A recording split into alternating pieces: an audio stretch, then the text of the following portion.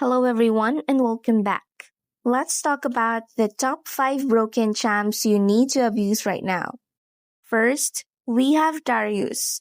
Darius is especially strong right now, able to dominate the early and mid game, and with enough of a lead, can 1 versus 5 in the late game too. Second, we have Briar. Briar is a meal assassin or bruiser who thrives and survives on 1v1 fights. Briar has no built-in health regeneration. Instead, she only heals using her abilities on monsters or opposing champions. Third, we have Aurelion Soul. Aurelion Soul went through a change in how they stack their Stardust.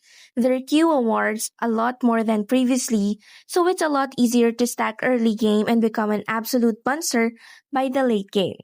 Fourth, we have Jin. Jin is a very good ADC right now. Construct a build that maximizes the amount of damage with each of these shots. Move speed is also key with Jin, as you'll have to dip in and out of fights when you have shots available. Lastly, we have Senna. Senna is an infinitely scaling support ADC option in the bot lane that can not only deal a huge amount of damage to the opposition, but can also chip in with healing, shielding, and a powerful crowd control ability.